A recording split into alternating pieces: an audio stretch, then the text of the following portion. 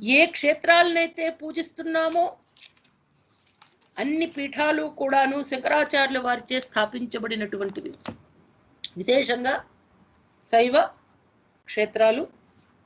కానీ మనందరికీ తెలిసినటువంటి ఒక విశేషమైనటువంటి గోవిందుని స్తుతి శంకరాచార్యుల వారిచే రచించబడింది.